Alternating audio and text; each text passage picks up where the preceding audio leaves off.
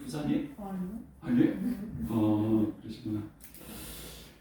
예, 우리 손양원 목사님.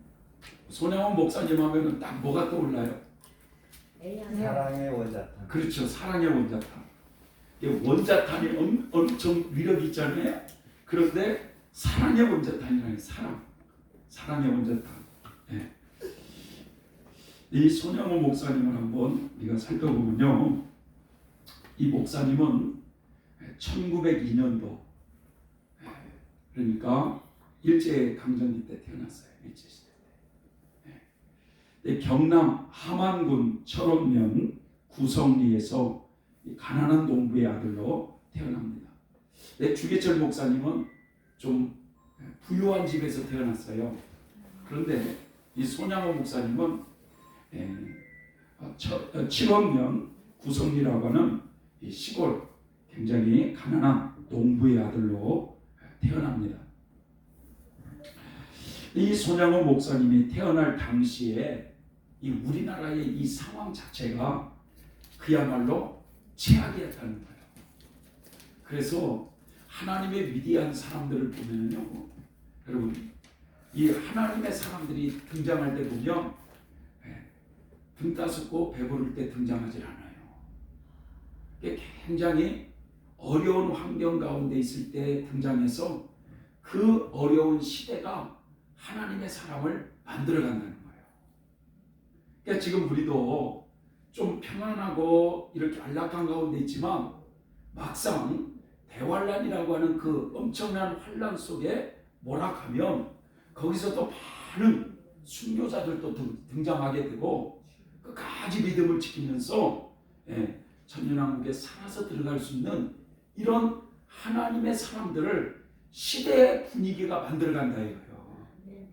그러니까 사실 우리나라 때요, 요 1900년도 일제 강점기 시대 때 여러분 이성복 목사님도 태어났지, 이영도 목사님도 태어났지, 주계철 목사님 태어났지, 손양원 목사님, 최건동 목사님, 그 굵직굵직한 그런 사람들이 그 일제 시대에 특별히 그때 그 신사참배 요런 것 때문에 엄청난 핍박을 받으면서 하나님의 사람으로 빚어졌다는 거예요.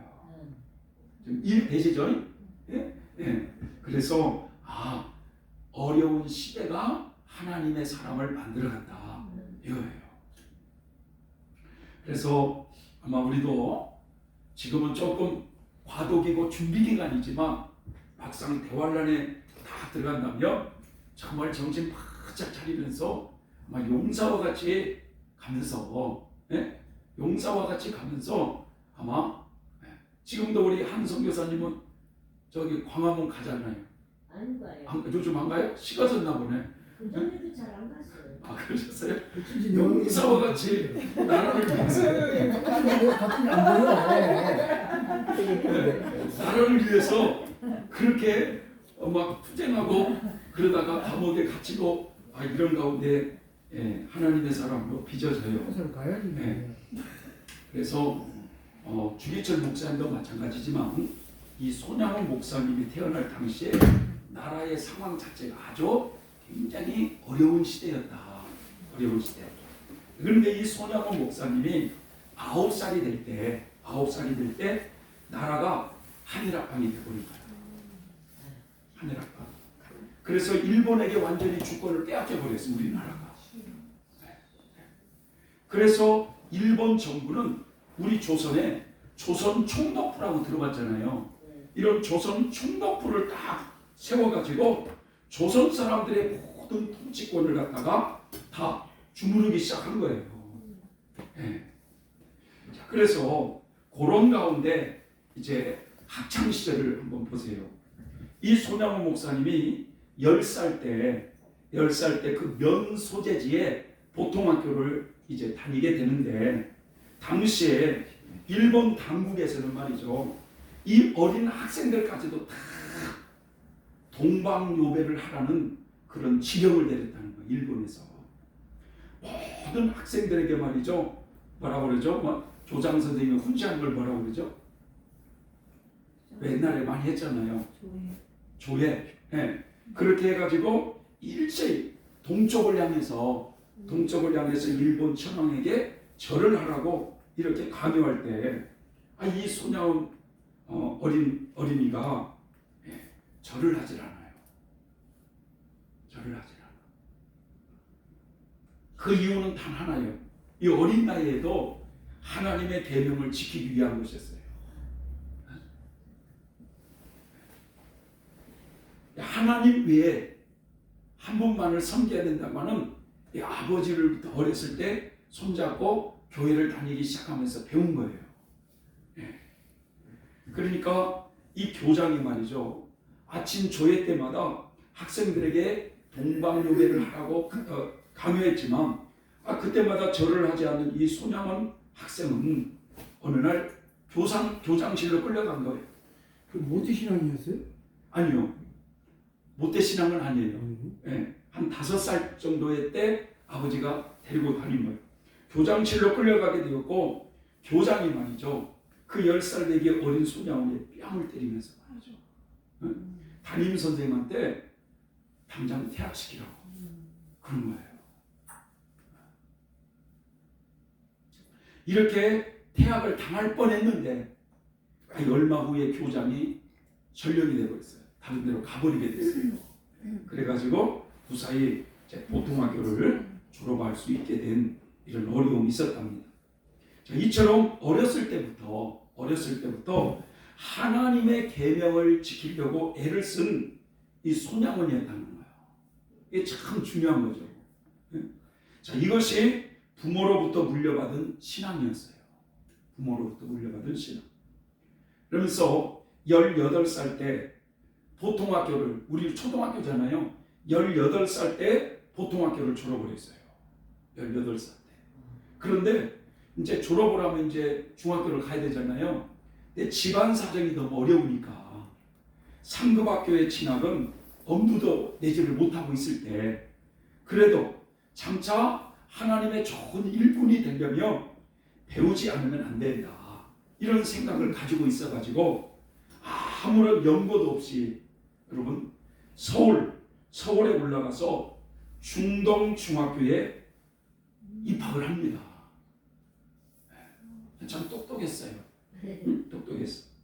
그러니까 학비는 물론 생활비까지도 손수 자기가 벌어서 학교를 다녀야만 했기에 학교를 다니면서 밤에는 만두 장사를 했어요.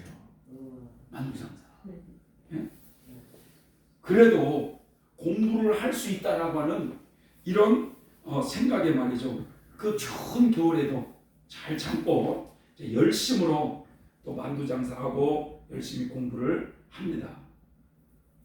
자, 우리나라는요, 일본에게 이 나라를 빼앗긴 지 어느덧 10년이라는 세월이 흘러가면서 국내 정세는 갈수록 더욱더 어두워지기만 했어요. 자, 그러는 사이에 고종 황제가 세상을 떠나게 됐어요. 고종 황제가. 그래서 전국 각처에서 이 사람들이 막 구름대처럼 경복궁으로, 고종 그 임금이 죽었으니까 그 임금을 애도하기 위해서 경복궁으로 모여들었고, 이 사람들의 가슴 속에서는 일본 제국에 대한 그 미움과 원한이 꽉 차 있었던 거예요. 예. 너무나 당연한 거겠죠. 예.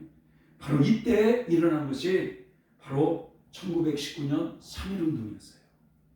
3.1운동. 그래서 이 만세운동이 그냥 전국 방방곡곡으로 퍼져나갔습니다. 하지만 이 사건으로 수많은 사람들이 감옥에 끌려갔고 죽은 사람들도 많이 있었어요. 자, 그런데 문제는 손양원 목사님의 아버지, 그 아버지 역시 이 만세운동을 하다가 주동자로 체포되어서 마산 형무소에 갇히게 됐어요, 아버지가. 근데 손양원은 서울에서 학교 다니면서 그것도 몰랐어요. 근데 어느 날 이 손양원 학생이 난데없이 교무실에 불려가게 된 거예요. 그래서 한 선생님이 한참 그 손양원을 노려보더니 네가 손양원이냐 물었어요. 그래서 네, 맞습니다 라고 하니까 그럼 너의 아버지 이름은 뭐냐 라고 물었어요. 손종일입니다. 손종일입니다. 라고 했어요. 그러니까 갑자기 이런 못된 놈, 이런 못된 놈 하면서 느닷없이 손양은 얼굴에 후려 갈기면서 너는 당장 퇴학이다. 너 같은 놈은 우리 학교에 다닐 필요가 없어. 아니, 날벼락 같은 일이 갑자기 일어난 거예요. 왜 일어난지도 몰랐어요. 그때서야 아버지가 이 만세 운동으로 마산 형무소에 갇혀 있다는 그 사실을 알게 된 거예요. 하루아침에 그래서 퇴학을 당한 이 손양원이는 더 이상 서울에 있을 필요가 없었던 거예요. 그래서 고향으로 내려옵니다. 자, 공부를 더 하지 못하고 내려온 아쉬움은 있지만 그래도 이 만세 운동을 하다가 감옥에 갇힌 아버지를 생각하면 가슴이 뿌듯했다는 거예요. 이 나라를 사랑하는 마음, 이런 게 있었어요. 이 손양원이는 고향으로 돌아온 후에 더욱더 열심히 신앙생활을 합니다.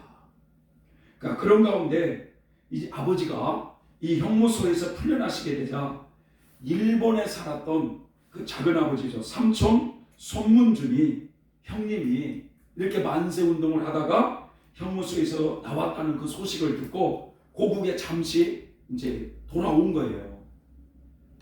돌아왔을 때 이 조카가 말이죠. 서울에서 뭐라고 해요? 중퇴라고 해야 되나? 퇴학이라고 하나? 그런 걸 탐하고 공부도 못하고 내려오는 이 모습을 보면서 서울보다는 동경이 더 낫겠다 이렇게 생각하고 그 형님과 의논 끝에 이 조카를 동경으로 데리고 간 거예요. 동경으로. 그때 그 손양원의 나이가 20살이었어요. 20살. 지금 중학교도 중퇴했던 거예요. 중퇴. 그 20살에 그래서 삼촌을 따라서 동경 스가모 중학교에 야간부에 입학을 합니다. 20살에. 또 낮에는 신문 배달을 하고 생활비와 학비를 마련하고 저녁에는 열심히 또 공부를 했어요. 그 말 그대로 주경야독을 한 거예요. 사람이 말이죠. 위대한 인물을 보면 어렸을 때 고생을 많이 하는 게 좋아요, 안 좋아요? 좋아요. 좋습니다. 아멘. 우리 배성경을 보세요. 어렸을 때부터 말이죠. 고생 참 그 강릉 꼴짝꼴짝해서 말이죠. 고생 많이 하셨지. 울진이요, 울진. 울진.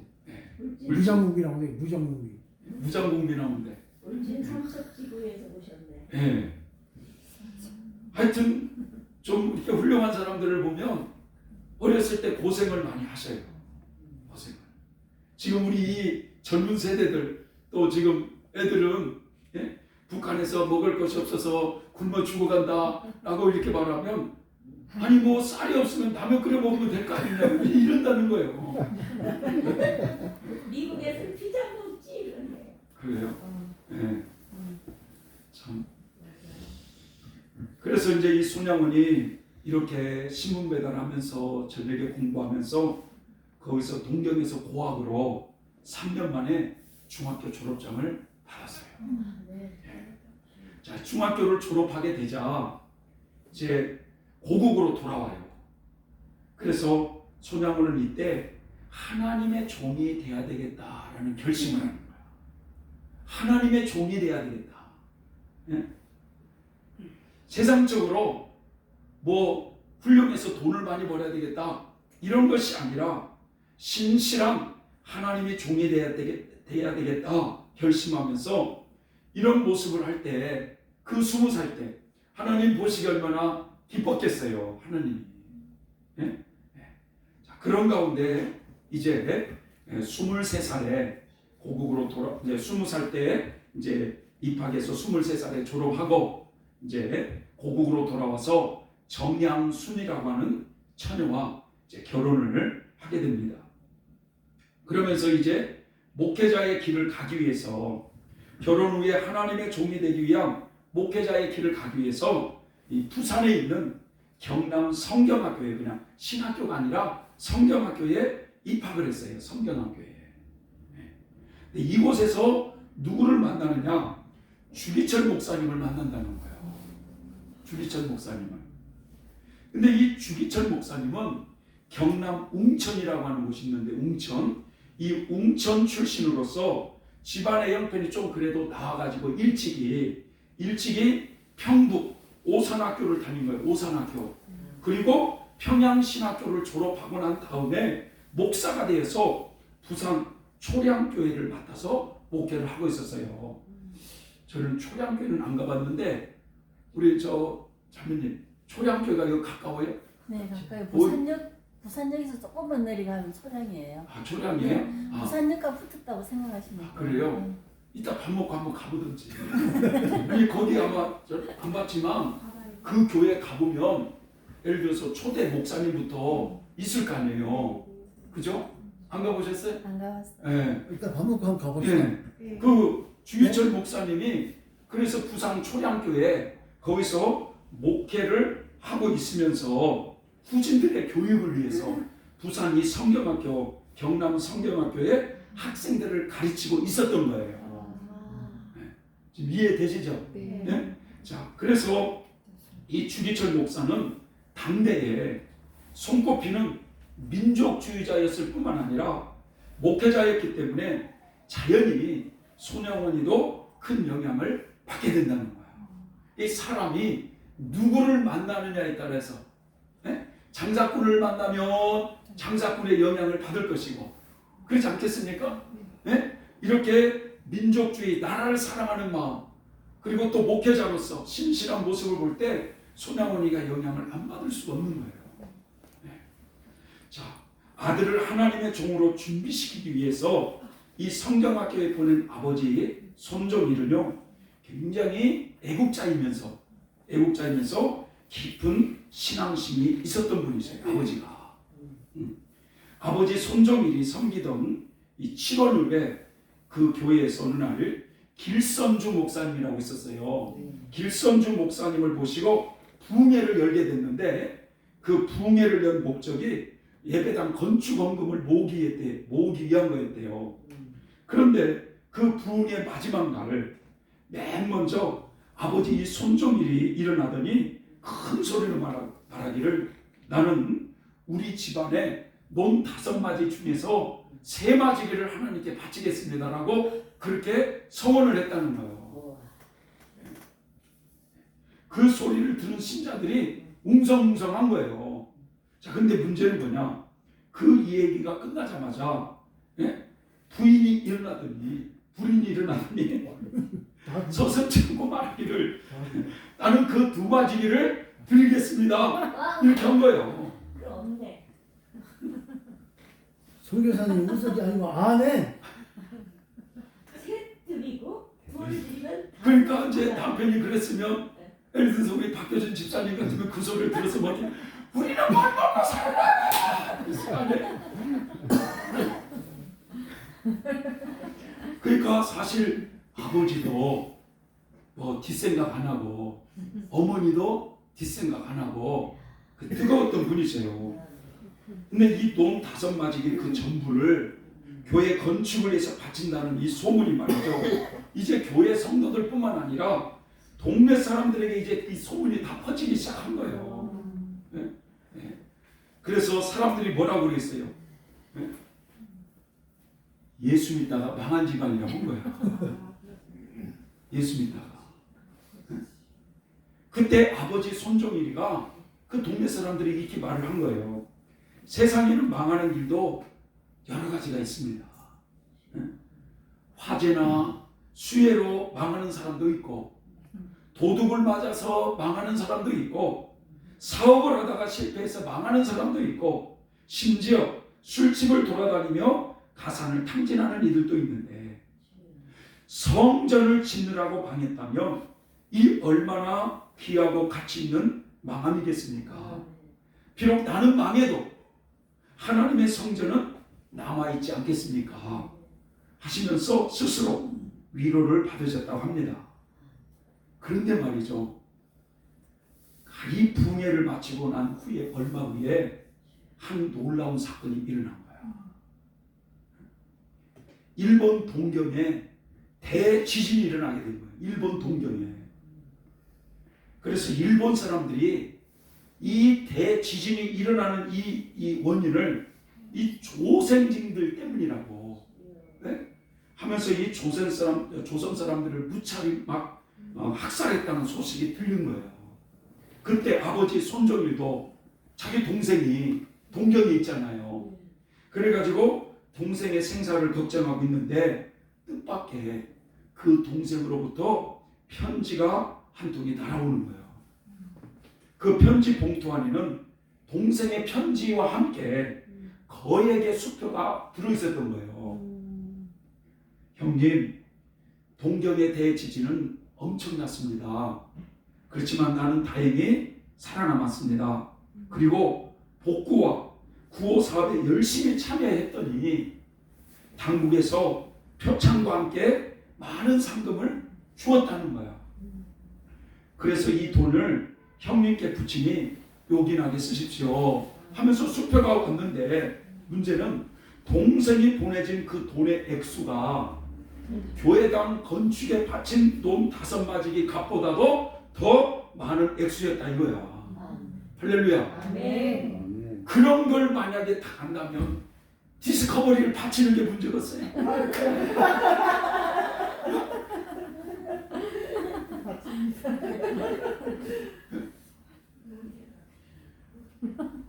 아니 나는 우리 박효진 집사님이 디스커버리를 운전하고 올 때 마음이 조마조마하는 거야. 우리 홍 집사님 디스커버리가 얼마나 비싼 줄 아세요? 처음 듣습니다.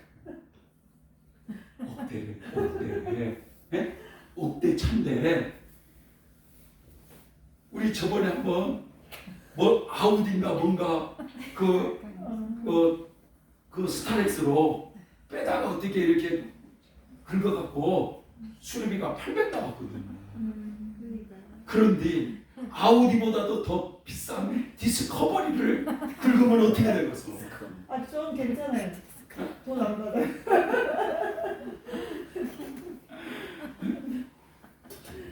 그래가지고 신학생분들이 너무 비싼 차를 가지고 와갖고 거기 이렇게 되는 것도 좀 복잡하잖아요. 혹시나 그런 거에 또 긁으면은 서로가 힘들잖아. 그게 걱정이 되는 거예요, 그게.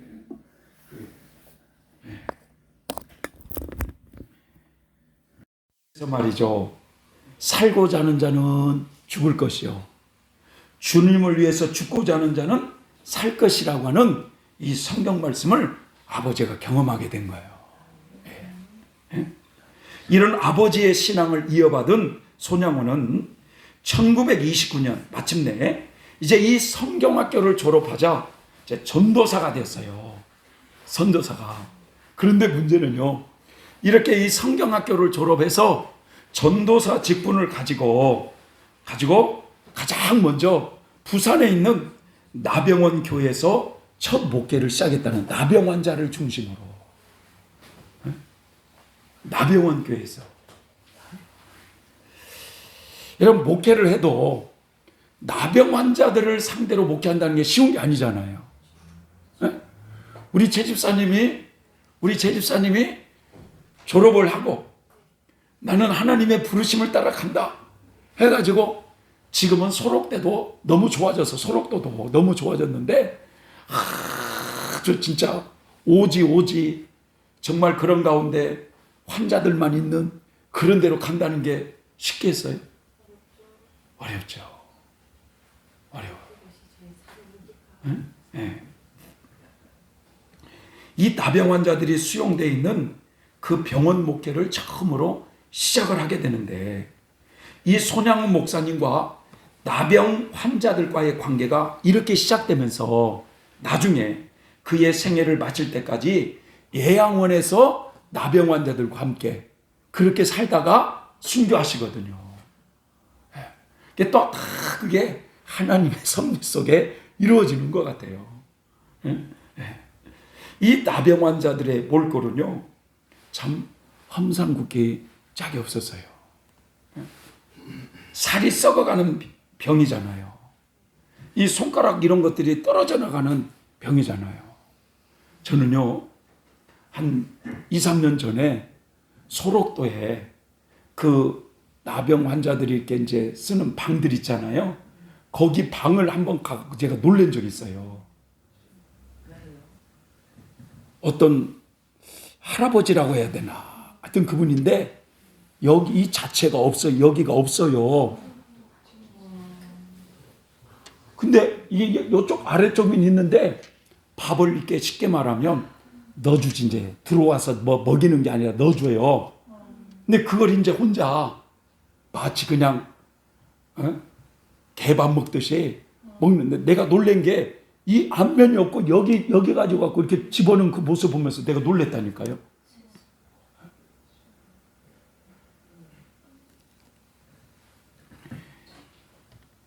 아니, 눈과 코와 입이 어디 붙어 있는지조차도 어려웠고, 손가락, 발가락이 뚝뚝 떨어져가는 모습을 볼 때 여러분, 사람들은 움츠러들까요, 안 들까요? 움츠러들죠. 저도요, 비유가 참 약한 사람이라 지금 살아있는지 어쨌는지 모르겠어요. 그분이 전주 완상구라고 있어요. 완상구. 거기에 제가 갔을 때 한 200여 명이 넘는, 왜 좀 뭐라 그럴까, 무슨 증후군 걸린 사람들 있잖아요. 좀 이상한, 그렇게 막 갖고 막 머리도 막 폭탄 터지는 것처럼 요렇게 막 이런 사람들. 근데 그런 사람들을 모시면서 거기서 생활하는 어떤 분이 계셔요. 근데 그분이 20대 때 김기동 목사님이라고 있죠. 그분과 신학교 동기였대요. 근데 3년 동안 딱 부흥 강사로 활동을 하니까, 20대 때 부흥 강사로 활동을 하니까 8분의 여성분들이 가방 들어주는 사람, 옷 들어주는 사람, 이렇게 하고 8명이 따라다니서 그분이 그때 거세를 해버렸어요. 거세를 해버리고 직접 이렇게 동냥을 하다가 해가지고 그런 사람들을 먹이는데, 사람들이 불어나기 시작해가지고, 군산에서 시작하다가 사람들이 불어나기 시작해가지고 완상구로 옮겨가지고 그 산 속에 200여 명이 넘는 그런 사람들을 모시면서 거기서 그렇게 사시는 거야, 그분이. 그런데 이제 거기를 이제 방문을 했는데, 막 이렇게 폭탄 터지고 막 머리 있잖아요. 폭탄 터지는 것처럼 그런 사람들이 밥을 해줬어요. 우리가 왔다고 이제 밥을 먹으라고. 밥만 보면은 먹겠는데 그 사람들 보면서 밥을 먹으면 안 넘어가는 거야. 예? 그러니 여러분, 이 나환자들을 섬기면서 목회한다는 게 이게 쉬운 게 아니거든요. 그런 곳에서 이 손양원 전도사가 처음 목회를 시작했어요. 사모님도 참 훌륭한 게, 왜 꼭 그런 데서 목회를 해야 되냐, 나는 그런 데 못 가겠다, 이럴 수도 있잖아요. 강 집사님 그렇죠. 그럴 수도 있잖아. 그런데도 사모님이 꿋꿋하게 따라줘서 그 목회를 시작했어요. 이게 보면은 진짜 하나님이 기뻐하시는 사람들을 가만히 보면, 사람들이 가기 꺼리하는 곳 있잖아요. 가기 꺼리하는 곳. 예를 들어서 신학교를 졸업해갖고 어디 교역자를 모신다 이렇게 추천받을 때, 서울에 아주 좋은 교회 같은 데는 엄청 모인대요. 막 추천사가 이렇다는 거야. 그런데 사람들이 가기 꺼리하는 곳, 물론 가면 고생은 하겠지만 그런 곳에 가면 하나님의 체험을 많이 할 수 있다는 거예요. 거기 동의하십니까? 아멘. 아멘. 그래서 우리 배성교사님 같은 경우는 필리핀 선교를 가도 아주 오지 그런 아주 그냥 밑바닥에 내려가가지고 그런 데서 자면서 막 그런 데를 돌아다니시더라고. 하나님의 은혜를 더 많이 체험할 수 있는 길이에요. 자, 그렇게 목회를 시작하면서 틈틈이 말이죠. 부산 초량교회에서 심호하시는 주기철 목사님을 자주 찾아가면서 그때그때 영적인 교훈의 메시지를 많이 들었어요. 예. 자, 나병원 교회에서 6년 동안 그렇게 나병 환자들을 이제 돌봤던 이 손양원 전도사가 지금 신학교를 다닌 게 아니거든요. 그냥 성경학교였지. 그래서 좀 더 하나님의 일을 하기 위해서는 내가 신학교에 들어가야 되겠다. 이게 이런 이제 고민이 있었어요. 그래가지고 주기철 목사님한테 이렇게 상담을 하니까 주기철 목사님이 그 나병원 교회를 일단 내려놓고 평양신학교로 들어가라고 해가지고 이분이 평양신학교에 입학을 해요. 이 주기철 목사님의 인도였어요. 그가 평양에 도착한 때가 그의 나이가 바로 34살. 34살 평양신학교에 입학을 합니다. 당시 평양은요, 한국의 예루살렘이라고 불릴 만큼 기독교 전성기를 이루고 있었던 그때인데, 참 그 중에서도 가장 크고 은혜가 넘치는 교회가 바로 산정현 교회였어요. 평양 산정현 교회. 그런데 뜻밖의 말이죠. 그 평양신학교를 다니고 있을 그때 뜻밖의 부산 초량교회에 있었던 주기철 목사님이 산정현 교회로 부임을 하게 된 거야. 산정현 교회로. 이때 손양훈 전도사님이 얼마나 기뻤겠어요. 예? 그래서 이 신학교 시절에, 평양신학교 시절에 수시로 주기철 목사님을 찾아가면서 그때 굉장히 나라가 신사참배 문제로 어려웠거든요. 그래서 이 신사참배 문제로 많은 대화를 하게 된 거예요. 예. 이게 위대한 사람은 그냥 만들어지는 게 아니에요. 좋은 사람을 만나는 게요. 좋은 사람. 그죠? 예? 예. 그래서 손양원 전도사가 1938년, 이제 38년 평양신학교를 이제 졸업을 후에 목사안수를 바로 받았어요. 목사안수를. 그리고 곧바로 이분은 부산으로 내려와서 부산 지방을 두루 다니면서 교회 안에서 신사참배 반대 운동을 펼치기 시작한 거예요. 손양원 목사님은. 네. 그런데 1938년, 요 1938년이 여러분 유난히 조선 총독부와 바로 한국교회가 이 신사참배 문제로 아주 대립을 하고 있는 이런 상황이었어요. 그때 일본 당국에서 주기철 목사님을 제1차로 체포를 했어요. 그래서 교회에 대한 일제 탄압의 첫 신호탄이 시작된 거예요. 그해 6월에는 평양신학교, 숭실전문학교, 숭의여자고등학교 등 기독교 학교들이 신사참배 반대 운동을 한다고 그 학교들을 다 폐교시켜버린 거예요.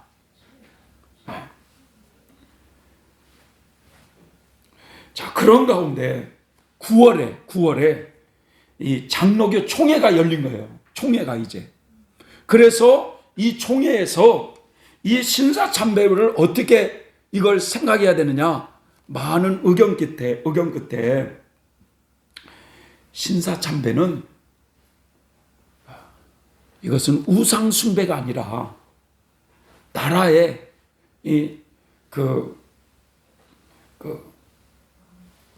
국가적인 의례라, 이렇게 결론을 내리고 신사참배를 찬성하는 가결을 내려버렸어요. 총회에서. 그 명목은 하나예요. 교회를 지켜야 된다는 명목이었어요. 여러분들 같으면 어떻게 됐어요? 교회는 주인은 누구예요? 하나님이시죠.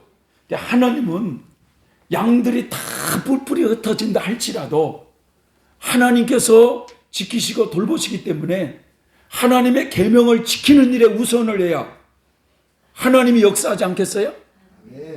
그런데 양떼들을 돌봐야 된다는 명목으로 신사참배를 이거 찬성하자, 이렇게 가결을 시켜버렸어요. 그래서 이 일은 한국교회의 치명적인 실수이자 성도들을 큰 혼란에 빠뜨려 버렸어요. 자, 이렇게 되자 부산 지방에서 이 신사참배 반대 운동을 벌이고 있던 이 손양원 목사님에게 이 경찰의 눈이 쏠리게 되자 그 수배망을 이리 피하고 저리 피해 다니는 중에 여수에 있는 애양원 교회에서 그분을 모시기로 하게 된 거예요. 원래 이 여수에 있는 애양원은요, 본래 미국 남장로교회 전도 사업의 하나로서 1909년도에 광주 양림동에서 그 나병 환자들을 9명을 수용하면서 시작된 사업이었대요. 그런데 그 숫자가 점점 불어나니까 이제 격리를 해야 되잖아요. 그래서 여수로 옮기게 됐어요. 여수로. 그래서 이 손양원 목사가 이 애양원 교회에 부임할 당시에 나병 환자들이 1000여 명이 있었어요. 1000여 명. 옛날에 저 어렸을 때만 해도요, 동네에 그 나병 환자들이 손을 막 붕대 같은 걸 감고 밥 한 끼 먹게 해달라고 그렇게 얻어먹으러 다니는 나병 환자들이 있었어요. 예. 그러니까 손양원 목사님이 그곳에 부임할 때는 1000여 명이 넘는 대가족이었어요. 그 애양원 교회가.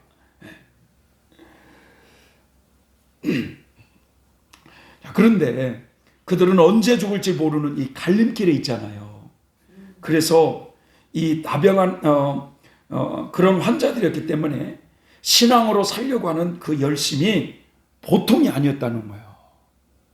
그래서 제가 직접은 안 들었는데 그 애양원 교회도 저도 많이 갔는데 거기 어느 장로님 간증을 들어보면 신약 성경을 싹 외워버렸다는 거예요. 그 신앙이 보통들이 아니에요. 나병이라고 하는 그 이유로 가족들에게 버림받았던 그들이 한 공동체를 이루면서 생활하면서 하나님을 만나가지고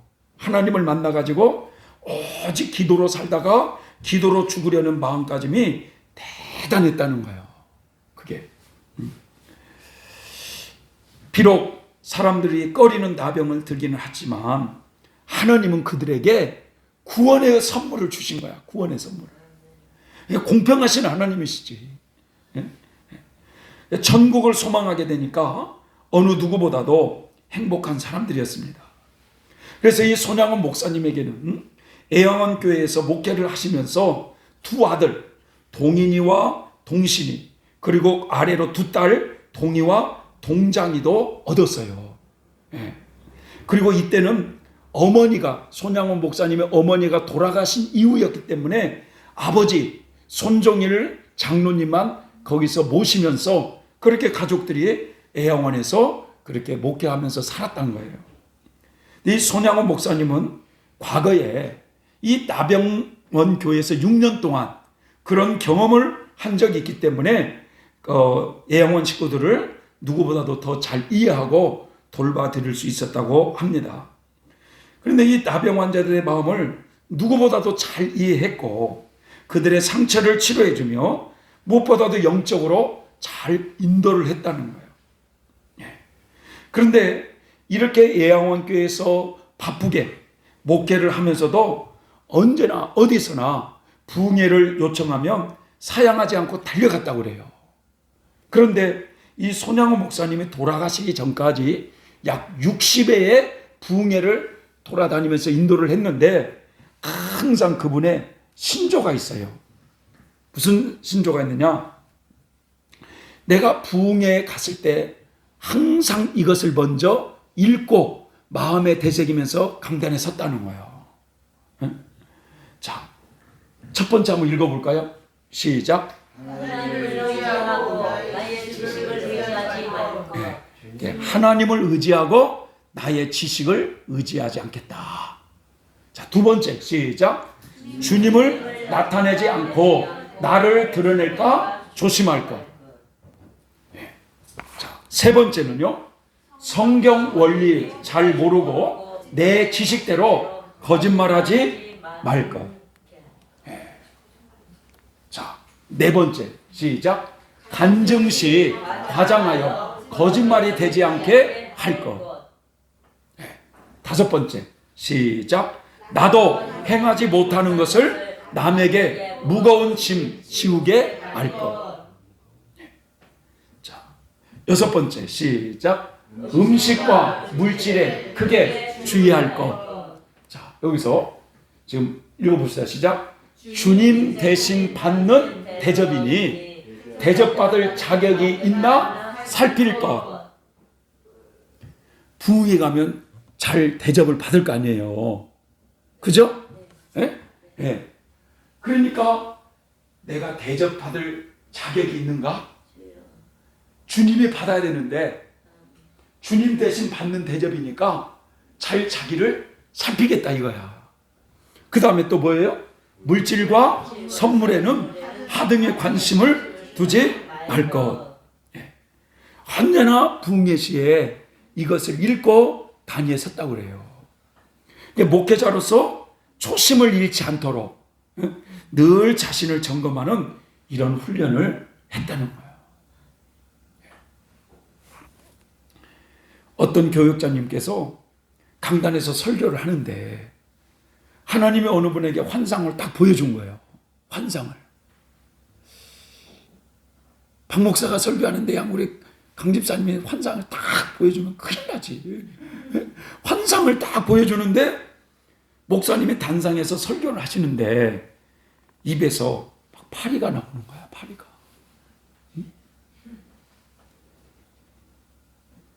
어느 때는 성도님들에게 밥 먹으라고 밥을 이렇게 주는데 그 밥에 파리가 덕지덕지 붙어있는 것을 먹으라고 주는 거야.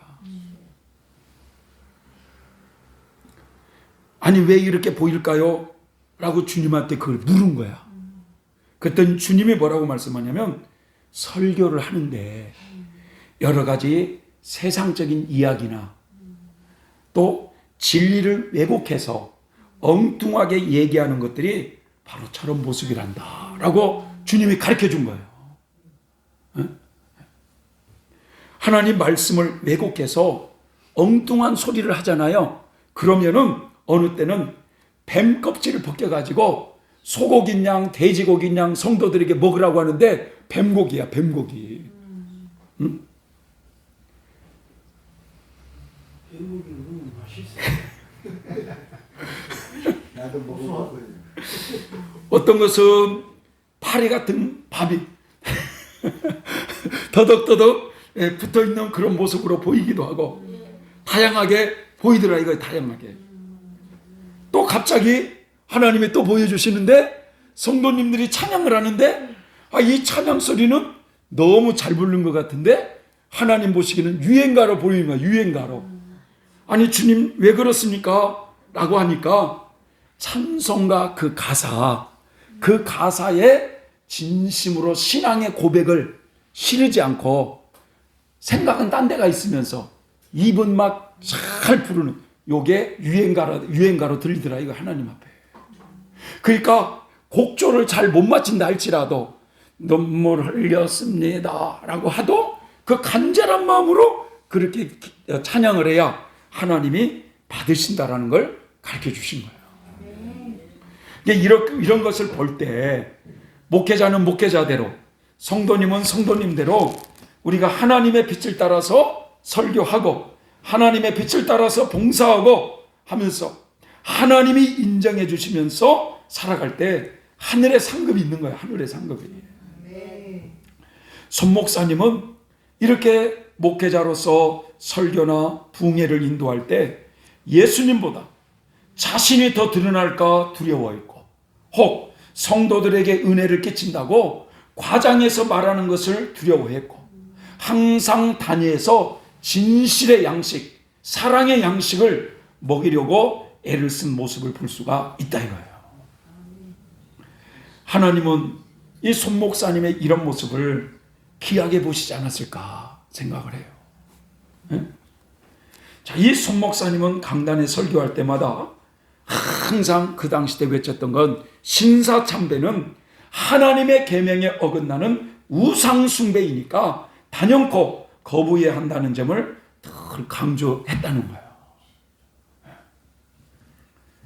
그러자 6년간 옥중 생활이 시작됩니다. 6년간. 한 번은 어느 교회에서 부흥회를 인도할 때 교회 강단 벽에 말이죠. 높다랗게 일본 국기가 다 붙어져 있는 거예요. 일본 국기가. 그래서 손 목사님이 그 모습을 보고 교회 관계자에게 묻기를, 아니 왜 이런 걸 여기 교회 강단에 붙입니까? 라고 물었어요. 그랬더니 그 교회 관계자가 하는 말이, 우리가 달고 싶어서 다는 거 아닙니다, 목사님. 일본 경찰들이 교회에 그 일본 국기를 달지 않으면 안 된다고 해서 달았다는 거야. 그러니까 이 손 목사님이 어서 떼세요. 응? 교회와 일본 국기가 무슨 상관이 있습니까? 어서 떼세요. 일본 국기를 떼고, 그래서 은혜롭게 부흥회를 마치고 애양원 교회로 돌아왔는데, 그 손 목사님에게 교회 안에 걸려있는 일본 국기를 떼었다는 그 일로 일본 경찰이 찾아왔어요. 그때 이 손양호 목사님을 끌고 가는데 아들이 경찰에 잡혀가는 그 모습을 아버지가 보면서 성경 말씀 2구절을 가르쳐 줬어요. 아버지가. 그게 뭐였냐? 누가복음 9장 26절. 한번 읽어볼까요? 시작. 손에 쟁기를 잡고 뒤를 돌아보는 자는 하나님 나라에 합당하지 아니하니라. 이게 사역자로서 쟁기를 잡은 자가 자꾸 뒤를 돌아보면 하나님 못이 합당치 않다. 또 하나는 이 말씀이었어요. 마태복음 10장 37절 39절. 시작. 아비나비를 나보다 더 사랑하는 자는 내게 합당하지 아니하고 아들이나 딸을 나보다 더 사랑하는 자도 내게 합당하지 아니하니라. 또 자기 십자가를 지고 나를 따르지 않는 자도 내게 합당치 아니하니라. 우리 배 집사님이 손 목사님의 아버지 입장이고, 아들이 이런 걸로 인해서 지금 경찰서에 잡혀간다는 이런 모습을 딱 만약에 입장이라고 한다면 어떻게 나올 것 같아요? 그거는 내가 정확히 안 보고요. 네. 우리 아내 목사가 네. 코로나 걸려가지고 네. 전화했더니 네. 검사하고 나서 온다고 전화하고 난 다음에 30분 만에 와서 잡아가더라고요. 어디서요? 집에 있을 때, 우리 집에 있을 때 보건소에서? 보건소에서 나와가지고 네. 30분도 안 돼가지고 와서 잡아가는데 네. 어떻게 와서 잡아가냐면은 위로 하얀 옷을 입고 하얀 모자 쓰고 마장화 같은 거 이런 거 신고 와가지고 터벅터벅 걸어 들어와가지고 신발도 안 벗고 방에 들어와요. 들어와 나오라고 가자고. 그래서 잡아가는데 참 눈물 나더라고. 그리고 남자도 그냥 가는 게 아니고 지하서부터 지하 1층서부터 지상 4층 하고 옥상까지 소독을 한다고 막 떨치니까 동네 사람이 다 보잖아요. 세상. 그것도 괜찮아. 그러고 난 4일 만에 우리 어머니가 코로나 걸려가지고 똑같이 그렇게 했어요.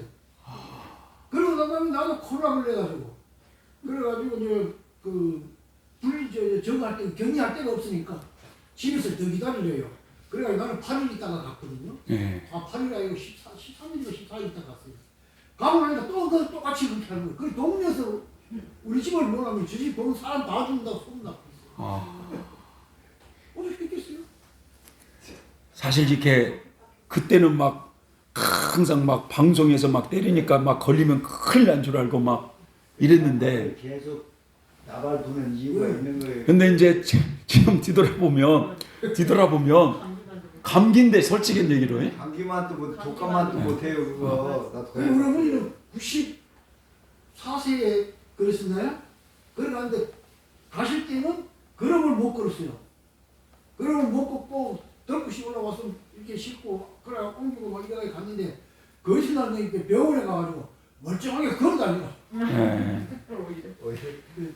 박효진 집사님은 이제 제2차 코로나가 터졌다고 하면 백신 바꿨어요? 안 바꿨어요? 저는 안 이게 맞아요. 원래 안 맞았었어요. 원래 안 맞았어요? 네. 저도 안 맞았었는데 아이 대만인가 어디 필리핀인가 선교를 가야 되는데 이게 안 맞으면 안 된다고 그래갖고 맞은 거야. 그거 맞으면 안 돼요. 그거. 근데 녹음 되어 있어요. 잡소리가 녹음이 다 돼요. 아 그래요. 강의만 하셔야 아 근데 그 자식이 그렇게 뭐야 이렇게 잡혀가는 그런 모습을 볼 때 아버지가 성경 구절 두 번을 꼭 읽으라고 쪽지에 준 거예요. 쪽지에. 근데 이 아버지 신앙이 대단하잖아요. 예? 아비나오미를 나보다 더 사랑하는 자는 내게 합당치 않다, 이 말씀을 읽으라는 거예요. 예? 예. 자, 문제는 말이죠. 그 제목이 불가보도 9장 몇 절이죠? 62절. 62절. 9장 52절. 62절. 예, 예. 자, 그래서 이제 문제는 이제 그렇게 옥중 생활을 시작하는데 1년 가까이 말이죠. 여수 경찰서에 있다가 이 손양호 목사님이 신사참배를 끝까지 이거 우상 숭배하면서 고집을 꺾질 않았어요. 아, 그러니까 이 사람은 개종이 안 되겠다 해가지고 광주 경찰서로 이송을 하다가 거기서 또 얼마 있다가 또 다시 청주 형무소로 거기 가서 무려 6년 동안 옥중 생활을 해요. 옥중 생활. 자, 근데 이제 문제는요, 여러분, 이 옥중 생활에서 아버지께 쓴 편지가 있어요. 아버지께 쓴 편지. 한번 우리 읽어볼까요? 천천히. 시작. 아버님, 저는 솔로몬의 부귀보다 욥의 고난이 더욱 귀해 보이고 솔로몬의 지혜보다 욥의 인내가 더욱 아름다워 보입니다. 그것은 솔로몬의 부와 지혜는 나중에 타락의 매개가 되었으나 욥의 고난과 인내는 최후의 영화가 된 까닭입니다. 이렇게 말씀을 하시는 거예요. 그러니까 자기도 지금 옥중 가운데 있잖아요. 이 욥의 고난이 더 귀해 보이더라 이거예요. 네. 그러면서 또 한번 읽어볼까요? 시작. 사람의 영화는 최후를 보아서 알고 참다운 지혜는 죄악을 떠남이 참다운 지혜이겠나이다. 부디 몸 건강하십시오. 이 손 목사님은 일본 사람들이 만들어 놓은 여러 신들 있잖아요. 그 신사 앞에 절을 하는 것은 우상 숭배에 빠지는 것이다. 왜 그런 홍 집사님 그런 거 있죠? 일본에는 온갖 신이 그렇게 많다며요. 많습니다. 많죠. 그 집안에도 그렇게 많이 이렇게 해놔요. 정상도의 대가예요. 정상도. 네. 그렇게 신사 앞에 절을 하는 거 우상 숭배에 빠지는 것이다. 그래서 신사 참배 반대라고 하는 그 이유로 근 6년이라는 감옥 생활을 해요. 근데 문제는 뭐냐? 하나님의 계명을 지키는 것 때문에 고난을 당한 것 아니겠습니까, 여러분? 그죠? 그렇게 오랜 세월 동안 감옥 생활하면서 문제는 뭐냐면 지금 교도소하고 일제시대 때 감옥은 엄청난 차이가 있다는 걸 아셔야 돼요. 지금 뭐 호텔 갔다 지 않습니까? 아마 모르겠어요. 지금은 바닥에 불도 들어올지 모르겠어요. 호텔 갔다 왔습니다. 그런데 그 당시 때 먹는 것 있잖아요. 그냥 주먹밥 하나 있는데 모래가 많이 섞여 있어가지고 모래를 씹는 입장이었대요. 먹는 것, 잠자는 것, 뭐 이런 거 얼마나 힘들었겠어요. 일제시대 감옥이니까 무슨 뭐 불이 들어오겠어. 그 감옥 안에 화장실도 있는 거야. 감옥 안에. 왜 서대문 형무소 안 가보셨어요? 독립문에 있는 서대문 형무소. 거기 그걸 만들어 놨거든요. 세트장으로. 그래가지고 그 주기철 목사님 거꾸로 매달아 놨고 막 이렇게 고문하는 이런 장면도 만들어 놓고 거기 보면은 화장실에 그 안에 있는 거야. 그냥. 그러니까 당시에 여러분 죽으면 죽으리라고 하는 안희숙 사모가 있어요. 그분도 처녀 때 요 신사참배 반대운동을 펼치고 얼마나 용기 있는지 박관준 장로님하고 동경에 가깝고 동경 국회의원으로 들어가서 일본은 회개하라고 찌라시를 다 뿌렸잖아요. 그것 때문에 본국으로 와갖고 평양 형무소에 갇히게 된 거거든요. 그런데 이 형무소에 갇힐 때 먹는 것이 너무 빈약해갖고 영양 공급이 제대로 안 되니까 이빨이 다 흔들리기 시작하고 심지어는 눈이 침침해갖고 앞이 잘 보이지 않을 정도였다고 그래요. 그리고 너무 막 고문에 심해가지고 정신이 이상해가지고 죽어나간 사람들도 많이 있었다는 거야. 이 손 목사님도 역시 이렇게 신사참배 반대 이후로 형무소 생활 6년 동안 먹는 것, 잠자는 것, 수시로 고문을 당하는 이런 환난을 겪으면서 정말 주님이 손이 아니었다면 어떻게 견뎌낼 수 있었겠어요? 하지만 이 기독교 신앙은 고난을 통해서 단련된다는 말씀처럼 하나님은 이 손 목사님의 영혼을 더 정금 같은 믿음으로 단련시키고자 또 하나님의 허락하에 그런 어려움도 있었던 거예요. 하나님이 더 성숙한 신앙으로 인도하고자 그렇게 이끌어 가신 거예요. 이 청주 형무소에 있을 때 바로 뜻밖의 두 가지 소식을 들어요. 하나는 평양 형무소에서 주기철 목사님이 끝내 순교하셨다는 소식을 들어요. 두 번째로는 아버님이 세상을 떠나셨다는 소식을 들은 거예요. 아버지의 부고 소식을 들어도 옥중에 갇혀있는 몸이라 갈 수가 없어서 그저 안타까운 모습 속에 하나님께 모든 걸 맡겨드릴 수밖에 없었어요. 이 손 목사님이 이렇게 나라의 영적 지도자들이 순환을 당하고 죽어가는 모습을 볼 때 얼마나 예절하게 하나님께 기도하고 울부짖었겠어요. 어느덧 일본의 패망으로 2차 세계대전이 종식되면서 이제 우리나라에도 드디어 해방의 날이 다가오게 된 거예요. 남녀노소를 막론하고 대한독립 만세를 외치면서 거리에 사람들이 쏟아져 나올 때 그 기쁨의 소식이 청주 형무소에게도 들리기 시작한 거죠.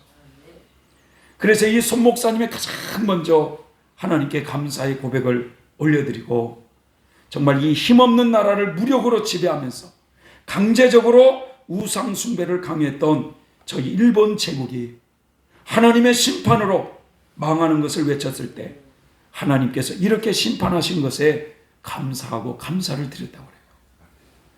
그래서 이제 6년 만에 형무소에서 나와서 이제 애양원으로 돌아오게 됩니다. 근데 그동안 뿔뿔이 흩어졌던 가족들, 또 그 산중으로 피난길을 떠났던 애양원 식구들도 하나둘씩 다 모여 들어와서 바로 해방의 기쁨을 누렸어요. 일본의 그 압제로부터 해방이 되자 삼천리 온 강산이 정말 새봄을 맞은 것처럼 모든 일이 평화롭게 느껴졌습니다. 그런데 해방을 맞았던 그 감격도 계속될 것 같았는데 그 기쁨도 잠시뿐 손양호 목사님에게 또다시 불행이 찾아와요. 그것은 공산당에게 두 아들이 죽은 불행이에요. 자, 일본군의 무장을 해제시킨다는 그 명목으로 미군이 남한을 점령하게 됐고 저 소련군은 북한을 점령하고 경계선을 그어 놓은 것부터가 이 나라의 불행이 시작됐어요. 정세가 이렇게 변하자 북쪽에서는 소련의 영향을 받은 공산주의자들이 득세하면서 가장 먼저 기독교인들을 엄청나게 박해하기 시작한 거예요. 우리 남북한 합쳐서 평양이 동방의 예루살렘이라고 할 정도로 기독교가 강성한 그곳이었는데 이 공산 정권이 들어서면서 기독교인들에게 엄청난 박해를 가하기 시작합니다. 그래서 교회당을 허물기 시작하고, 그래서 지금은 그 산정형 교회 그 터가 김일성 동상에 딱 서 있잖아요. 여러분.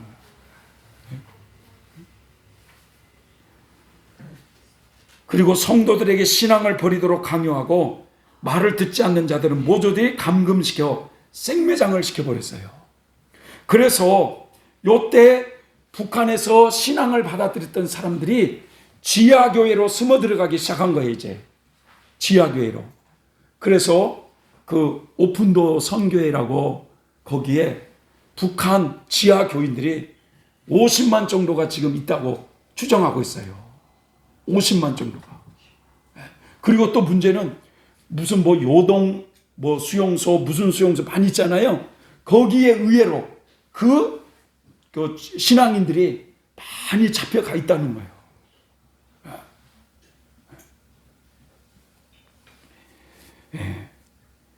그러면서 이제 남북 양쪽에는 치열한 사상 논쟁과 극렬한 싸움이 전개되는 중에 1948년 8월 15일 날 이승만 박사가 남한의 대한민국 정부를 수립하고 초대 대통령이 됩니다. 자, 이렇게 되자 북한 공산주의자들도 서둘러서 정부를 세우기 시작했어요. 그리고 남한에 잠복하여 활동하고 있던 소위 남로당 그 첩자들, 요들을 선동하기 시작한 거예요. 대한민국 정부는 나라를 세워놓고도 요 남로당의 난동 때문에 엄청난 가시밭길을 걸어야 됐어요. 그런 난동의 가장 대표적인 사건이 6.25가 터지기 전에 두 사건이 있었는데 1948년 4월 3일 제주 폭동 사건과 그 다음에 10월에 일어난 여순 반란 사건이에요. 뭐 유튜브도 보면 제주 폭동 사건이 뭐 평화적인 거였다 뭐 별별 이야기가 다 나와요. 그런데 1948년 4월 3일에 일어났던 이 제주 폭동 사건이요, 남로당 소속의 이 자익 세력들에 의해서 일어난 사건으로 이 자익 세력들이 누구를 타겟으로 했냐? 경찰관. 경찰관. 그래 경찰관 부모를 목졸라 죽여놓고 그 사지를 다 절단한 거야. 심지어는 임신한 경찰관 부인의 배를 갈라 죽이고 부녀자 11명을 체포해가지고 빨치산 50명이 그 부녀자를 다 윤관한 다음에 막 칼로 돌인했다고 그래요. 그래서 제주도 곳곳에 그 관공서가 불타고 엄청난 인명피해를 입었어요. 또 여순 반란 사건은 제주도에서 일어난 이 공산주의자들의 폭동을 진압하기 위해서 여수에 주둔하고 있던 국군 14연대 소속 3천여 명의 그 군인들이 남로당에 가담한 몇 명의 지휘관의 책략에 빠져버려요. 그래서 여수와 순천을 이 반란군들이 점령하면서 군인과 경찰, 사회 인사들, 또 기독교인들, 민간인들까지 무차별 학살을 한 사건이에요. 근데 이 반란군들은 이 반동군자를 잡아낸다는 명목하에 누구를 이용하느냐? 이 빨갱이들이 누구를 이용하냐? 자익 학생들을 앞장세웠다는 거예요. 자익 학생. 그러니까 사실은요, 이 북한의 이런 지령을 받은 이런 사람들은요, 남한에 이 좌파라는 이런 사상을 가진 사람들을 이용한다는 걸 아셔야 돼요. 지금 계속 그런 거예요, 지금. 그래서 그런 사람들을 앞장 세워가지고 정치가 부유층, 기독교인 등 이런 사람들을 붙잡아 소위 인민재판을 열어가지고 모조리 죽였어요. 이때 손양원 목사님의 두 아들 동인이와 동신이는 순천에서 고등학교, 중학교를 다니고 있는 입장인데 문제는 하나님을 믿는다는 기독교인이라는 명목으로 이 자익 학생들에게 붙잡혔다는 거예요. 그래서 총살을 당했어요. 당시 윤순웅이라고 하는 학생이 그 상황을 목격하였는데 그는 이렇게 증언을 합니다. 이 공산당의 앞제비 노릇을 했던 자익 학생들이 순천경찰서 뒷뜰에다가 이 동인군을 내세우며 야, 이 자식아, 이래도 예수 사상을 못 버리겠느냐?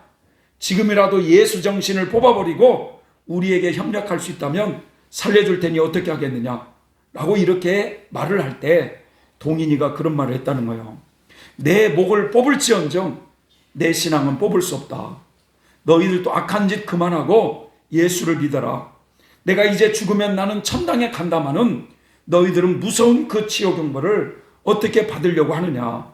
이 말을 들은 자익 학생들이 이를 갈면서 쏴라 쏴 소리치면서 총을 쏴대기 시작했고, 근데 이 총에 그 형이 쓰러지는 그 모습을 보고 동생 동신이도 형을 붙들고 울면서 이 반란군의 학생을 향해서 무죄한 자의 피를 흘리는 당신들의 죄를 회개하고 예수를 믿으라고 외치자 저놈도 죽이자고 하면서 총을 쏘아 죽였다는 거예요. 그래서 이 두 아들이 이렇게 반란군들에게 매수당한 이 자익 학생들에게 총살을 당했다는 소식을 들은 이 애양원 교회 식구들이 이제 눈물바다를 이룬 거죠. 오늘날도 그래요. 우리나라는 항상 남과 북이 대치된 이런 상황에서 정치계도 보면 저는 잘 모르겠습니다만 끊임없이 북한의 지령을 받는 이 반미 세력들이 다 있다는 거예요. 그래서 옛날에 그 통진당에 뭐 이석기 같은 국회의원이 나라를 전복하려고 하는, 근데 지금 그 이석기뿐만 아니라 지금도 그런 사상에 많이 젖어 있는 사람들이 많다는 거 여러분들도 인정하십니까? 장로님 지금 뭐 하시는 거예요?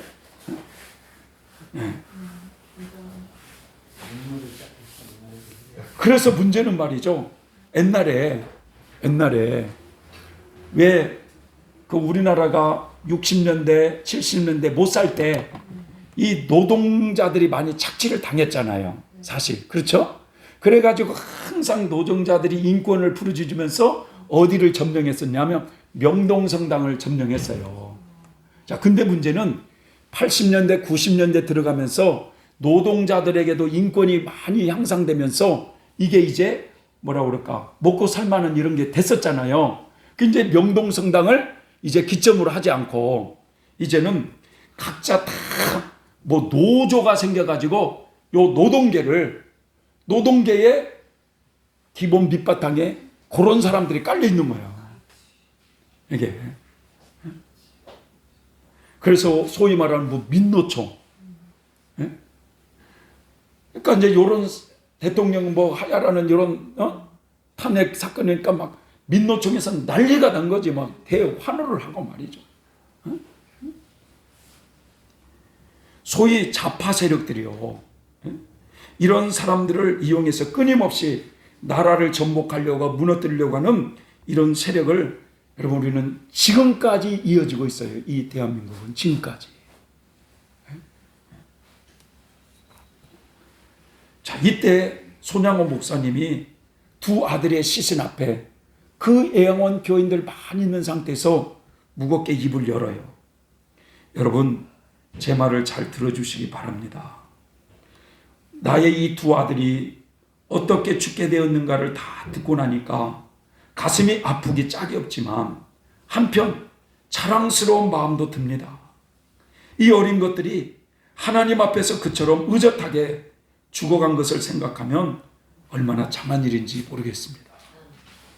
나의 두 아들은 분명히 천국에 갔을 것입니다.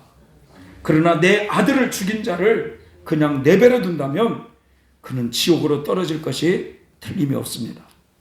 나는 누구를 가리지 않고 지옥에 떨어지지 말라고 복음을 전하는 목사가 아닙니까?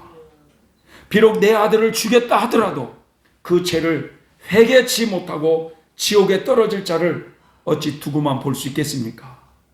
나는 내 아들을 죽인 자가 누구인지는 알지 못하지만 그가 혹시 체포당하더라도 나는 그가 절대로 처형당하지 않도록 발벗고 나설 것이며 그를 반드시 회개시켜 예수님 믿도록 만들 것이며 죽은 내 아들 대신에 그를 양자로 삼아야 되겠다는 결심이 듭니다. 라고 손 목사님이 그런 고백을 했다는 거예요. 그래서 이인재 전도사님의 인도로 두 아들의 장례식이 다 진행될 때 맨 마지막으로 이 손 목사님이 그 장례식 때 9가지 감사의 고백을 하는 게 유명하잖아요. 우리 한번 하나하나 읽어볼까요? 시작. 나 같은 죄인의 혈통에서 순교의 자식이 나오게 하셨으니 하나님 감사합니다. 두 번째, 허다한 성도들 중에 어찌 이런 보배들을 하필 나에게 맡겨주셨는지 그 점 또한 하나님 감사합니다. 삼남 삼녀 중 가장 아름다운 두 아들 장자와 차자를 바치게 된 나의 축복을 하나님께 감사합니다. 한 아들의 순교도 귀하다 하거늘 하물며 두 아들의 순교일이요 하나님 감사합니다. 예수 믿다가 누워 죽는 것도 큰 복이라 하거늘 하물며 전도하다 총살당한 일이요 하나님 감사합니다. 미국 유학 가려고 준비하던 내 아들 미국보다 더 좋은 천국에 갔으니 하나님 감사합니다. 나의 사랑하는 두 아들을 총살한 원수를 회개시켜 내 아들 삼고자 하는 사랑의 마음을 주신 하나님께 감사합니다. 내 두 아들의 순교로 장차 무수한 천국의 아들들이 생길 것이 믿어지니 하나님 감사합니다. 고난 중에서도 하나님의 사랑을 깨닫게 하시고 이길 수 있는 믿음을 주신 하나님 감사합니다. 사람이 고통 중에 있을 때 그 하나님을 원망하지 아니하고 하나님께 감사의 고백을 할 수 있는 건 여러분 성숙한 신앙만이 할 수 있는 거거든요. 이 손 목사님의 위대한 점이 바로 이런 것이라고 봐요. 욥을 보면 모든 재산과 그 10명의 자녀들을 다 잃어버렸을 때 그가 뭐라고 고백합니까? 주님께서 주셨다가 주님께서 도로 가져가시니 라고 했지 주님께서 주신 재산과 자녀를 스바 사람들이 가져갔나라고 고백하지 않았다는 거예요. 주님께서 도로 가져가셨다라고 고백했다는 거예요.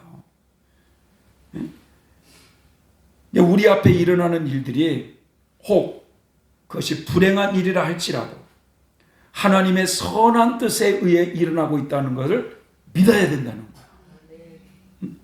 좋은 일이건 굳은 일이건 간에 하나님이 우리의 영혼의 유익을 위해서 일어나게 하신다는 이 굳센 믿음이 이 손 목사님에게 있었기에 그 두 아들의 장례식에 그 장례식 앞에 그냥 울고만 있는 게 아니라 이 9가지 감사의 고백을 할 수 있었다는 거예요. 사람이 좋은 일에 하나님께 감사하다고 100번 1000번 고백하는 것보다 고통 중에 하나님 고맙습니다라고 하는 한 번의 고백이 더 값지다 이거지. 아멘이십니까? 너나 널 것이 우리 대한민국이 지금 총체적인 위기에 빠져 있는데 하나님은 이런 어려움 속에서도 합력하여 선을 이뤄가고 계시고 이 대한민국 한국교회와 대한민국을 더 좋게 하실 거라고 하는 이런 믿음을 가진다면 그런 마음을 가지고 우리가 하나님께 더 기도하면 하나님이 기뻐하시라 믿습니다. 여러분, 내 주여 뜻대로 하옵소서 그 찬양 있잖아요. 큰 근심 중에도 낙심케 마소서. 이 찬송을 지었던 벤자민 슐모크 목사님이라는 분도, 이분도 당뇨가 심해가지고 여러 가지 합병증으로 고생을 많이 하는데 어린 두 자녀를 집에 두고 사모님과 함께 하루 종일 전도하고 집에 돌아보니까 집이 불타버렸던 거야. 집이 불타버렸는데 어린 두 자녀가 어떻게 됐는가, 방 안에 뛰어가 보니까 두 자녀가 서로 껴안고 새까맣게 타 죽은 거야. 그 모습을 봤을 때 얼마나 낙심과 절망에 괴로워했겠어요. 그때 그 시련 속에 그의 고백이 뭐였어요? 내 주여 뜻대로 행하시옵소서. 그래서 이 찬양이 나온 거예요. 이 기독교의 신앙은 이렇게 고통 속에 정금 같은 믿음으로 단련될 줄 믿습니다, 여러분.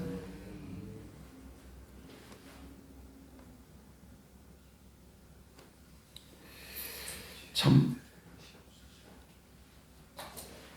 그래서 이제 문제는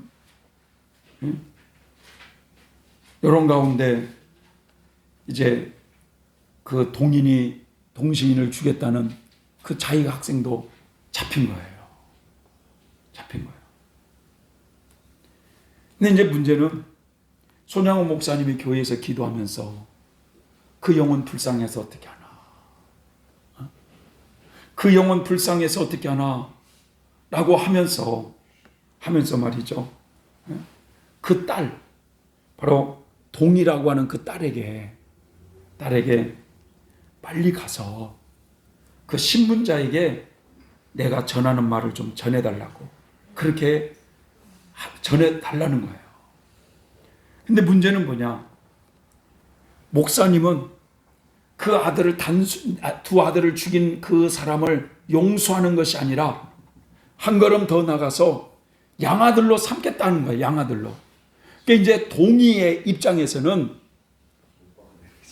오빠라고 어떻게 원수를 오빠라고 부를 수 있느냐고, 나는 그것만은 못하겠다고 막 발버둥을 쳤는데 아버지가 설득을 시킨 거죠. 동의야, 아빠가 왜 6년 동안 감옥에 갔는 줄 아느냐? 우상 숭배하지 말라고 하는 하나님의 계명을 지키기 위해서 그 6년 동안 그렇게 고생한 거 아니냐?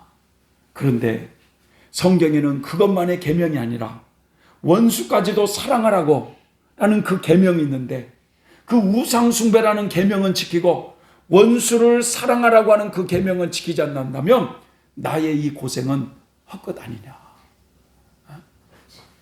라고 이렇게 말씀하시면서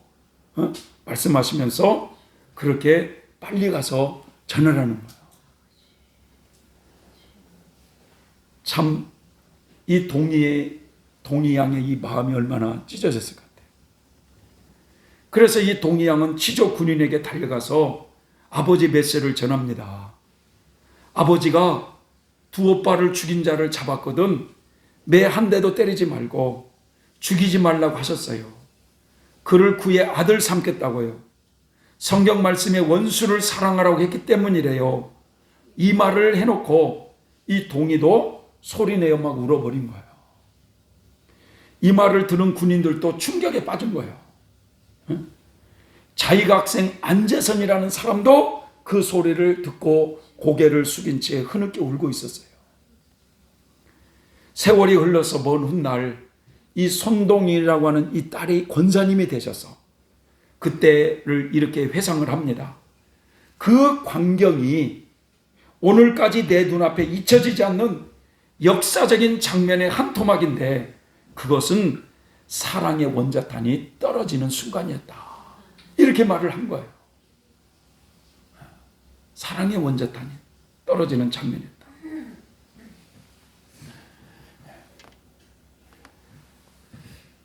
아들을 장례를 치른 후에 1년 만에, 또다시 1년 만에 우리나라는 또 6.25를 겪습니다. 그래서 갑작스러운 전쟁으로 수많은 사람들이 죽어가요. 그리고 너나 할 것 없이 피난길에 나섰고 주변 사람들이 손 목사님에게도 피난을 권했지만 이 목사님이 거절을 했어요. 병들어 행동이 자유롭지 못한 저 나병 환자들을 두고 내가 살겠다고 어디로 가겠느냐 이거야. 그러면서 하시는 말씀이 이 세상에 피난처가 어디 있습니까? 이 세상에 피난처가 어디 있습니까? 오직 피난처는 예수님 품이라는 거예요. 예수님 품. 그러면서 피난 가는 걸 거절했어요. 그래서 전쟁이 발발한 지 한 달 후에 7월 27일 날 이 공산 세력이 여수까지도 북한군의 수중에 넘어갔다고 그래요. 얼마나 급속도로 점령이 됐겠어요. 끝까지 이 나환자들의 친구가 되어서 강단을 사수하던 이 손 목사님은 1950년 9월 이 공산당에게 체포돼요. 그래서 포승줄에 묶여 밤중에 순천으로 끌려가던 중에 미평 과수원에서 총살로 순교를 당합니다. 이 손양원 목사님 자신도 두 아들에 이어서 순교자의 길을 걸었던 거예요. 저는 여기서요, 정양순이라고 하는 그 부인의 입장에서 한번 생각을 해봤어요. 목회자가 되겠다고 하는 사람을 만나서 가정을 꾸렸잖아요. 그런데 남편이 하나님의 계명을 지킨다는 그 이유로 6년 동안 감옥 생활을 했을 때 부인이 밥 한 끼를 먹어도 넘어갔겠어요? 강 집사님, 밥이 넘어갔겠느냐고.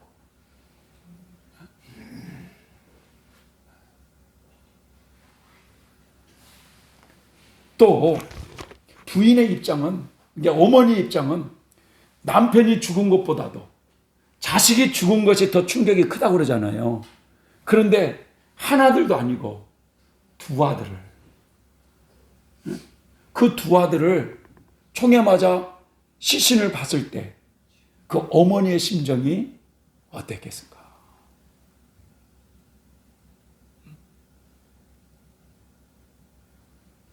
그것도 또 1년 후에 남편도 공산당에게 잡혀가서 그 가수원 언덕에서 총살을 당하는 그 모습에, 또 문제는 뭐냐, 이 어머니 입장에서 두 아들을 죽인 후에 그 안재선이라고 하는 그 자익학생을 아들이라고 부르려고 했을 때, 여러분 이게 인간의 힘으로 되겠어요?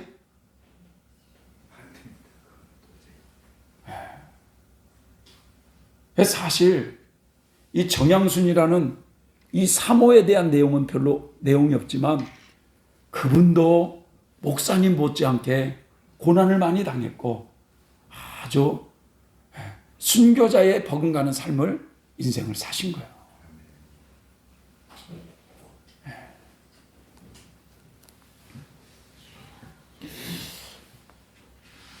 손양원 목사님의 삶의 생애를 보면요, 좀 크게 세 가지가 좀 이렇게 생각이 들어요.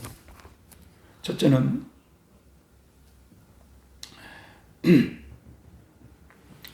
나병 환자들과 함께한 그 목회적인 삶. 사람들이 가기 꺼려하고 참 다가가기 어려운 이 나병 환자들의 따뜻한 이웃이 되어준 선한 목자였다. 선한 목자. 그 마태복음 25장 31절 이하에 보면 인자가 자기 영광의 보좌에 앉을 때에 모든 민족을 그 앞에 모아가지고 양과 염소를 분별하듯이 분별하는데, 그 오른편에 있는 양들을 향해서 뭐라고 말씀하냐면, 내 아버지께 복받을 자들아, 창세 이후로 너희를 위해서 예비하신 그 나라를 상속하라, 라고 하시면서 뭐라고 말씀하냐면 바로 내가 줄일 때에 너희가 먹을 것을 주었고 목마를 때에 마시게 했고 나그네 되었을 때 영접했고 벗었을 때에 옷을 입혔고 병들었을 때에 돌아보았고 옥에 갇혔을 때 와서 보았느니라. 이에 의인들이 대답하여 가로되 주여 우리가 어느 때에 주의 줄이신 것을 보고 공개하였고 목마르신 것을 보고 마시게 하였나이까? 어느 때에 나그네 되신 것을 영접했고 어느 때에 병드신 것이나 옥에 갇히신 것을 보고 가서 배웠나이까 하리니 임금이 대답하여 가라사대 내가 진실로 진실로 너희에게 이르노니 너희가 여기 내 형제 중에 지극히 작은 자 하나에게 한 것이 곧 내게 한 것이니라 라는 이런 말씀이 있어요. 이게 사람들이 가기 꺼려하는 가까이 다가가기 꺼려하는 이런 사람들을 한 가족의 공동체로 그 환자들을 섬기면서 천국을 소망할 수 있도록 그렇게 양육한 그 모습을 하나님이 얼마나 기뻐하시는 목회였느냐. 이 하나님이 기뻐하시는 사람은 영혼을 사랑하고 자신을 희생할 줄 아는 그런 사람을 하나님이 기뻐하신다고 볼 수가 있습니다.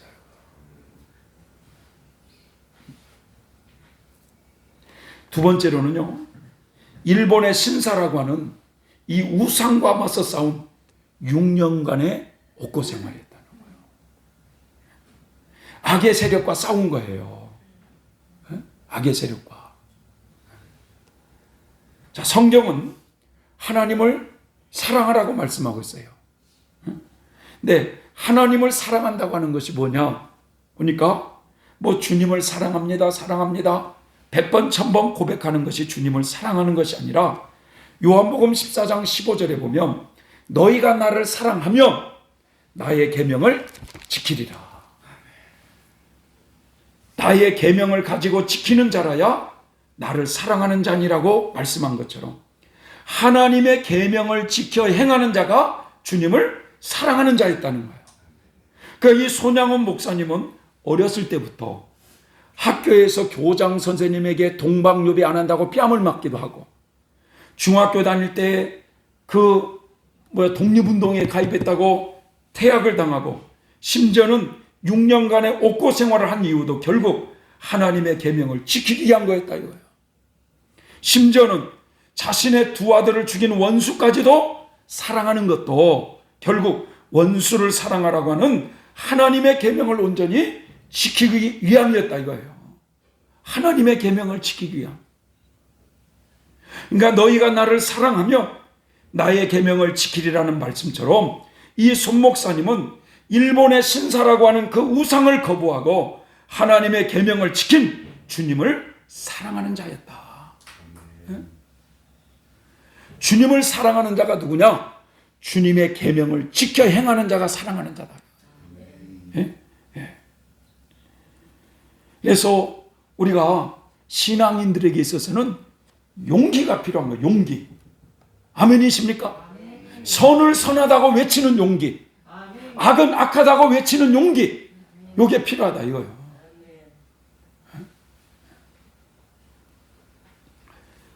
마지막 세 번째는 주를 위한 순교였어요.